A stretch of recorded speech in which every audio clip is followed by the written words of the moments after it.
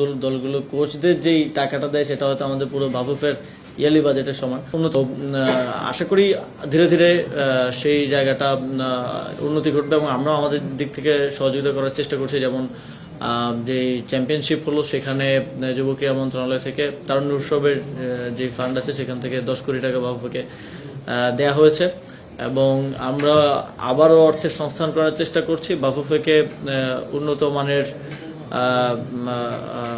ইউরোপীয় স্ট্যান্ডার্ডের coach higher করা এবং নারী খেলোয়াড়দের স্যালারি বৃদ্ধি, এই দুইটা খাতের জন্য আসলে কোথা থেকে অর্থের সংস্থান করা যায়, হয় আমরা অর্থ মন্ত্রণালয় থেকে লিখবো অথবা তারুণ্য উৎসবের যে ফান্ড আছে সেখান থেকে সোর্স করে বাফুফেকে একটা ফান্ড দেওয়ার উদ্যোগ গ্রহণ করেছে। বর্তমানের কোচ আনার ক্ষেত্রে অর্থ যেন একটা ব্যারিয়ার হয়ে না দাঁড়ায় সেই জায়গা থেকে আমরা একটা সহযোগিতা করার বা একটা ফান্ড তাদেরকে দেওয়ার চেষ্টা করছি। সেটাও বন্ধ ছিল কারণ বিগত সময়ে আর্থিক অনিয়ম থেকে শুরু করে এই অভিযোগে ফিফার যে ফান্ডিং সেটা বন্ধ ছিল।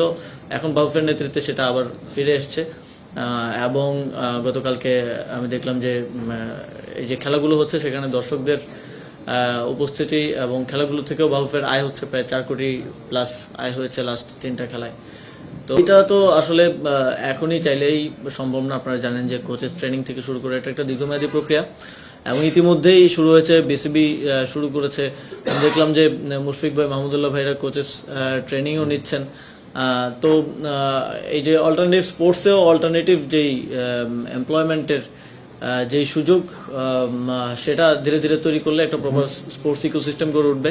এখন আমাদের আম্পায়াররা আন্তর্জাতিক মানের আম্পায়ার আছেন এবং আমাদের যে স্পোর্টস ইনস্টিটিউট সেখানে আমরা শুধু অ্যাডভান্স লেভেল ট্রেনিং নেই, এর পাশাপাশি যে স্পোর্টসে অন্যান্য যে এক্সপার্টিসগুলো লাগে সেই ভাবেও আমাদের বাংলাদেশেই সেই এক্সপার্টিসের লোকগুলোকে ট্রেনিং করার একটা ব্যবস্থা করব। সেটা কোচ, আম্পায়ার হতে পারে। ইভেন আমাদের দেখি যে বিসিবির অনেক কাজ ভারতীয় এক্সপার্টদেরকে বা ভারতীয় কোম্পানি দিয়ে করাতে হচ্ছে কারণ আমাদের ওই এক্সপার্টিসটা নেই। সেগুলো আমরা বাংলাদেশ স্পোর্টস ইনস্টিটিউটে করার পরিকল্পনা করেছি। সেটা বাফুফের সিদ্ধান্ত। তবে বাফুফেকে তাদেরকে আমরা যেহেতু ভালো কোচ আনতে গেলে একটা আর্থিক সংশ্লেষের ব্যাপার আছে। আপনারা জানেন যে